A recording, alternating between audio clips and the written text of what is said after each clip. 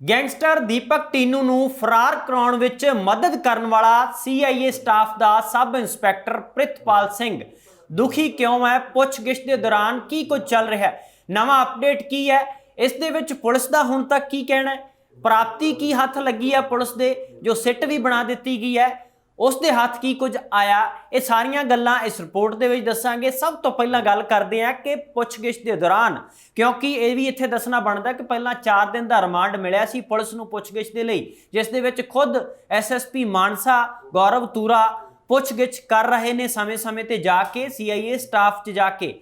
ਔਰ ਇੱਥੇ ਦੱਸ ਦਈਏ ਕਿ 4 ਦਿਨ ਤੋਂ ਬਾਅਦ ਫਿਰ 12 ਅਕਤੂਬਰ ਤੱਕ ਦਾ ਜਿਹੜਾ ਰਿਮਾਂਡ ਹੈ ਉਹ ਵਧਾਇਆ ਗਿਆ ਸੀ ਤੇ ਹੁਣ 12 ਅਕਤੂਬਰ ਤੱਕ ਪੁੱਛਗਿੱਛ ਜਾਰੀ ਰਹੇਗੀ। ਪਰ ਪ੍ਰਿਤਪਾਲ ਸਿੰਘ ਨੇ ਦੁਖੀ ਹੋ ਕੇ ਅੱਕ ਕੇ ਇਹ ਕਹਿ ਦਿੱਤਾ ਪੁਲਿਸ ਨੂੰ ਕਿ ਮੈਨੂੰ ਜੇਲ੍ਹ ਭੇਜ ਦਿੱਤਾ ਜਾਵੇ, ਰੋਟੀ ਖਾਣ ਤੋਂ ਮਨਾ ਕਰ ਦਿੱਤਾ। ਇੱਕ ਤਰ੍ਹਾਂ ਦੀ ਭੁੱਖ ਹੜਤਾਲ ਕਰ ਦਿੱਤੀ ਗਈ ਪ੍ਰਿਤਪਾਲ ਸਿੰਘ ਦੇ ਵੱਲੋਂ, ਜਿਹੜਾ ਕਿ ਵੱਖ-ਵੱਖ ਮਸਲਿਆਂ ਦੇ ਵਿੱਚ ਖੁਦ CIA ਸਟਾਫ ਦੇ ਵਿੱਚ ਰਹਿੰਦੇ ਆ ਆਪਣੀ ਡਿਊਟੀ ਤੇ ਤੈਨਾਤ ਮੁਲਜ਼ਮਾਂ ਤੋਂ ਪੁੱਛਗਿੱਛ ਦੌਰਾਨ, ਇੰਟੈਰੋਗੇਸ਼ਨ ਦੇ ਦੌਰਾਨ ਕਿੰਨਾ ਟੌਰਚਰ ਕਰਦਾ ਹੋਵੇਗਾ। ਹੁਣ ਖੁਦ ਪੁਲਿਸ ਦੇ ਟੌਰਚਰ ਤੋਂ ਦੱਸਿਆ ਜਾ ਰਿਹਾ ਹੈ, ਸੂਤਰਾਂ ਤੋਂ ਸਾਨੂੰ ਜਾਣਕਾਰੀ ਮਿਲੀ ਹੈ।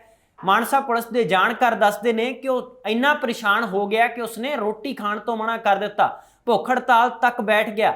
ਬਾਅਦ ਵਿੱਚ ਅਫਸਰਾਂ ਨੇ ਮਨਾਇਆ ਔਰ ਅਗਲੇ ਸਵਾਲਾਤ ਕੀਤੇ ਔਰ ਪੁੱਛਿਆ ਗਿਆ ਕਿ ਇਸ ਮਸਲੇ ਦੇ ਵਿੱਚ ਹੋਰ ਕੀ ਉਹ ਜਾਣਦਾ ਹੈ, ਕੀ ਕੁਝ ਲੁਕੋ ਰਿਹਾ ਹੈ, ਇਹ ਜਾਣਨ ਦੀ ਕੋਸ਼ਿਸ਼ ਕੀਤੀ ਗਈ। ਪਰ ਹੈਰਾਨੀ ਦੀ ਗੱਲ ਇਹ ਹੈ ਕਿ ਥਾਣੇਦਾਰ ਪ੍ਰਿਤਪਾਲ ਫਿਰ ਹੁਣ ਦੁਖੀ ਕਿਉਂ ਹੋ ਰਿਹਾ ਹੈ? ਜੇਕਰ ਮੁਲਜ਼ਮ ਦਾ ਪਹਿਲਾਂ ਸਾਥ ਦੇ ਰਿਹਾ ਸੀ ਦੀਪਕ ਟੀਨੂ ਨੂੰ ਫਰਾਰ ਕਰਾਉਣ ਵਿੱਚ ਮਦਦ, ਇੱਥੋਂ ਤੱਕ ਸ਼ੰਕੇ ਤਾਂ ਵੱਧ ਰਹੇ ਨੇ ਕਿਉਂਕਿ ਜਿਵੇਂ-ਜਿਵੇਂ ਜਾਂਚ ਪੜਤਾਲ ਅੱਗੇ ਵੱਧ ਰਹੀ ਹੈ ਉਸ ਦੇ ਵਿੱਚ ਕਈ ਗੱਲਾਂ ਦਾ ਨਵਾਂ ਜ਼ਿਕਰ ਹੋ ਰਿਹਾ।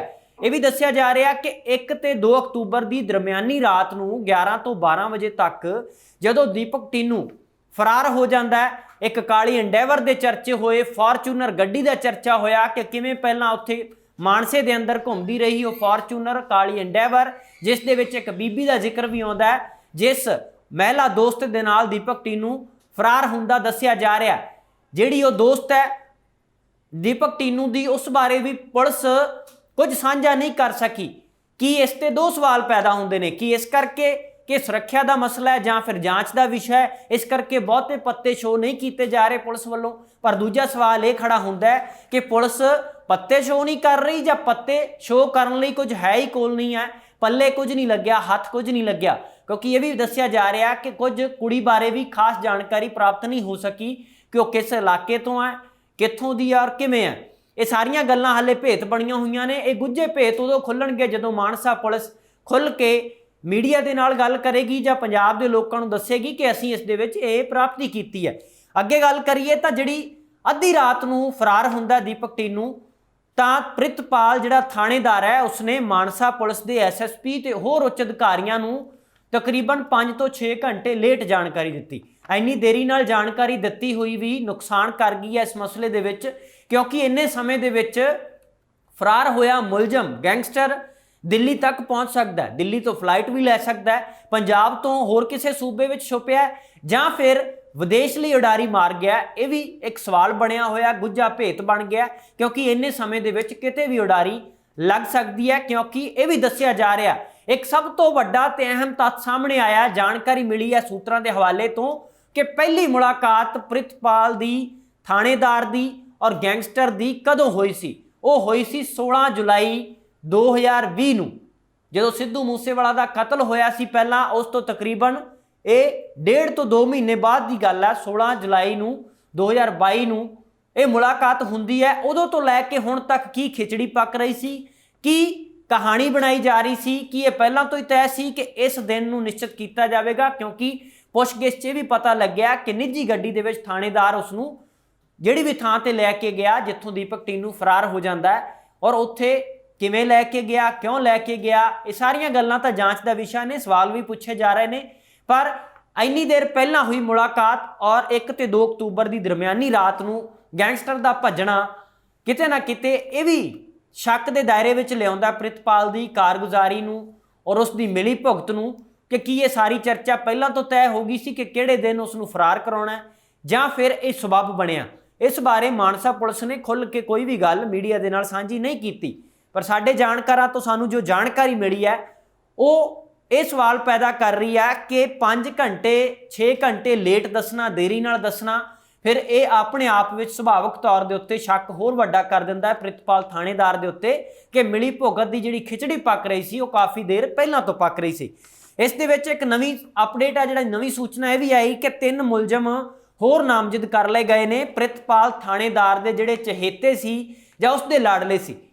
ਪਹਿਲਾਂ ਪੰਜਾਬ ਪੁਲਿਸ ਦਾ ਕਿਹਾ ਗਿਆ ਕਿ ਲਾਡਲਾ ਥਾਣੇਦਾਰ ਕਿਵੇਂ ਕਾਰਨਾਮੇ ਕਰਦਾ ਰਿਹਾ, ਕਿਵੇਂ ਮਿਲੀ ਭੁਗਤ ਦੇ ਨਾਲ ਇਹ ਸਾਰੇ ਘਟਨਾਕ੍ਰਮ ਨੂੰ ਅੰਜਾਮ ਦਿੱਤਾ ਗਿਆ, ਖਿਚੜੀ ਪੱਕਦੀ ਰਹੀ। ਪਰ 3 ਪੁਲਿਸ ਮੁਲਾਜ਼ਮ ਨੇ ਜਿਹੜੇ ਹੋਰ ਨਾਮਜ਼ਦ ਕੀਤੇ ਗਏ, ਜਿਸ ਦੇ ਵਿੱਚ 2 ਹੌਲਦਾਰ ਦੱਸੇ ਜਾ ਰਹੇ ਨੇ ਤੇ 1 ਸਿਪਾਹੀ ਦੱਸਿਆ ਜਾ ਰਿਹਾ।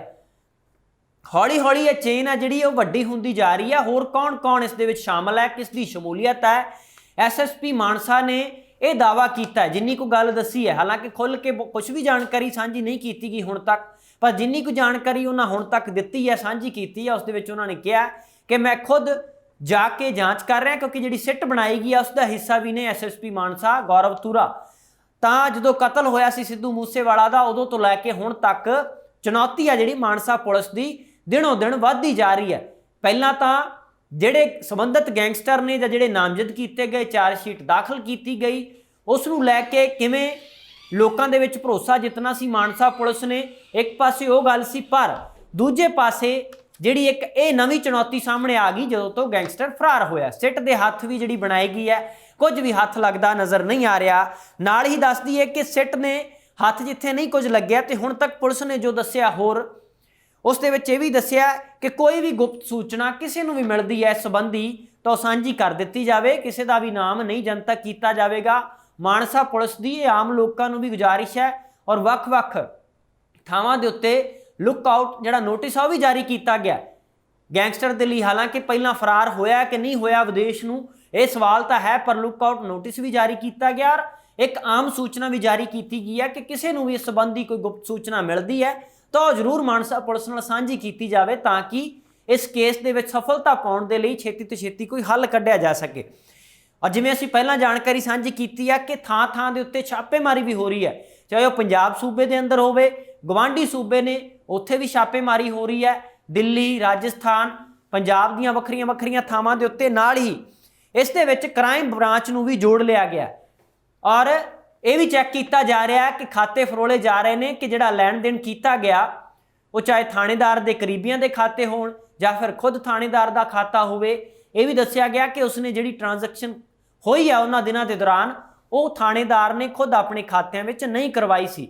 ਪਰ ਹੁਣ ਇਹ ਜਿਹੜੀ ਜਾਂਚ ਕੀਤੀ ਜਾ ਰਹੀ ਹੈ, ਖਾਤੇ ਫਰੋਲੇ ਜਾ ਰਹੇ ਨੇ ਕਿ ਕਿੰਨਾ ਕਿੰਨਾ ਲੈਣ ਦੇਣ ਹੋਇਆ ਪੈਸਿਆਂ ਦਾ, ਕਿਹੜੇ ਖਾਤੇ ਤੋਂ ਕਿਹੜੇ ਖਾਤੇ ਦੇ ਵਿੱਚ ਪੈਸੇ ਟ੍ਰਾਂਸਫਰ ਹੋਏ, ਇਹ ਵੀ ਜਾਂਚ ਦਾ ਹਿੱਸਾ ਬਣਿਆ ਹੋਇਆ ਹੈ। ਲਗਾਤਾਰ ਸਵਾਲਾਤ ਕੀਤੇ ਜਾ ਰਹੇ ਨੇ ਤੇ ਸਵਾਲ ਇਹ ਪੈਦਾ ਹੁੰਦਾ ਹੈ ਕਿ 12 ਅਕਤੂਬਰ ਤੱਕ ਜਿਹੜੀ ਇਹ ਪੁੱਛਗਿੱਛ ਜਾਰੀ ਰਹਿਣੀ ਹੈ। ਉਸ ਦੇ ਵਿੱਚ ਇੱਕ 16 ਜੁਲਾਈ ਦੀ ਹੋਈ ਮੁਲਾਕਾਤ ਉਸ ਗੈਂਗਸਟਰ ਨਾਲ ਥਾਣੇਦਾਰ ਦੀ 1-2 ਅਕਤੂਬਰ ਤੱਕ ਦੇ ਘਟਨਾਕ੍ਰਮ ਦੌਰਾਨ ਕੀ ਕੁਝ ਕਾਰੇ ਕਰਦੀ ਰਹੀ, ਕੀ ਕੁਝ ਸਾਜ਼ਿਸ਼ਾਂ ਘੜਦੀ ਰਹੀ, ਇਹ ਸਾਰੇ ਪਰਦੇਫਾਸ਼ ਹੌਲੀ ਹੌਲੀ ਹੋਣਗੇ, ਗੁੱਝੇ ਭੇਤ ਖੁੱਲਣਗੇ। ਕਿਉਂਕਿ ਜੇਕਰ ਸੁਹਿਰਦਤਾ ਦੇ ਨਾਲ ਮਾਨਸਾ ਪੁਲਿਸ ਲੱਗੀ ਰਹੀ ਤਾਂ ਹੀ ਕੁਝ ਹੱਥ ਲੱਗੇਗਾ। ਜਿਹੜੀ ਇੱਕ ਸਿੱਟ ਬਣਾਈ ਗਈ ਹੈ ਉਹ ਵੀ ਤਾਂ ਹੀ ਕਾਮਯਾਬ ਹੋਵੇਗੀ ਜੇਕਰ ਬਰੀਕੀ ਦੇ ਨਾਲ ਜਾਂਚ ਪੜਤਾਲ ਜਾਰੀ ਰਹੇਗੀ, ਸਹੀ ਨੀਅਤ ਦੇ ਨਾਲ ਜਾਂਚ ਪੜਤਾਲ ਜਾਰੀ ਰਹੇਗੀ। ਪਰ ਪੰਜਾਬ ਸਰਕਾਰ ਦੇ ਉੱਤੇ ਵਿਰੋਧੀ ਸਿਆਸੀ ਪਾਰਟੀਆਂ ਨੇ ਜਿਹੜੀਆਂ ਉਹ ਵੀ ਸਵਾਲ ਲਗਾਤਾਰ ਕਰ ਰਹੀਆਂ ਨੇ ਕਿ ਇੱਕ ਗੈਂਗਸਟਰ ਫਰਾਰ ਹੋ ਜਾਂਦਾ ਹੈ। ਹਾਲਾਂਕਿ ਇਸ ਮਸਲੇ ਦੇ ਵਿੱਚ ਵਿਧਾਨ ਸਭਾ ਦੇ ਅੰਦਰ ਸੱਤਾ ਧਿਰ ਜਿਹੜੀ, ਭਾਵੇਂ ਉਹ ਮੁੱਖ ਮੰਤਰੀ ਭਗਵੰਤ ਮਾਨ ਹੋਣ, ਮੰਤਰੀ ਅਮਨ ਅਰੋੜਾ ਹੋਣ, ਉਹ ਇਹ ਦਾਅਵਾ ਕਰ ਚੁੱਕੇ ਨੇ ਕਿ ਅਸੀਂ ਉਸ ਗੈਂਗਸਟਰ ਨੂੰ ਫੜਨ ਦੇ ਲਈ ਹਰ ਸੰਭਵ ਕੋਸ਼ਿਸ਼ ਕਰਾਂਗੇ। ਪਰ ਇਹ ਗੈਂਗਸਟਰ ਰਾਤੋਂ ਰਾਤ ਪੈਦਾ ਨਹੀਂ ਹੋਏ।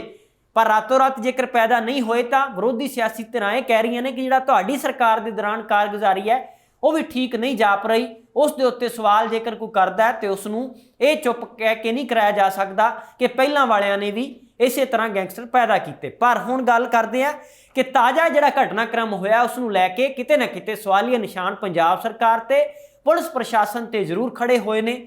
1-2 ਅਕਤੂਬਰ ਦੀ ਦਰਮਿਆਨੀ ਰਾਤ ਦਾ ਗੈਂਗਸਟਰ ਦਾ ਭੱਜਣਾ, ਫਰਾਰ ਹੋਣਾ, ਉਸ ਤੋਂ ਬਾਅਦ ਪ੍ਰਿਤਪਾਲ ਥਾਣੇਦਾਰ ਹੈ ਜਿਹੜਾ ਉਸ ਦੀ ਮਿਲੀ ਭੁਗਤ ਕਿਸ ਤਰ੍ਹਾਂ ਉਜਾਗਰ ਹੋਈ, ਸਾਹਮਣੇ ਆਈ, ਉਸ ਨੂੰ ਲੈ ਕੇ ਜਿਹੜੀ ਪੁੱਛਗਿੱਛ ਚੱਲ ਰਹੀ ਹੈ ਤੇ ਥਾਣੇਦਾਰ ਹੁਣ ਇੰਨਾ ਦੁਖੀ ਹੋ ਗਿਆ, ਇਹ ਪਤਾ ਲੱਗਿਆ ਕਿ ਉਸਨੇ ਭੁੱਖ ਹੜਤਾਲ ਤੱਕ ਕਰਨ ਦਾ ਐਲਾਨ ਕਰ ਦਿੱਤਾ ਸੀ। ਬਾਅਦ ਵਿੱਚ ਵੱਡੇ ਅਫਸਰਾਂ ਨੇ ਮਨਾਇਆ ਤੇ ਅਗਲੇ ਸਵਾਲਾਤ ਕੀਤੇ ਜਿਹੜੇ ਇਸ ਕੇਸ ਨਾਲ ਸੰਬੰਧਿਤ ਸੀ। ਸਵਾਲ ਪੁੱਛੇ ਗਏ, और यह भी कहा गया थानेदार वालों कि मैनू जेल भेज दिता जाए।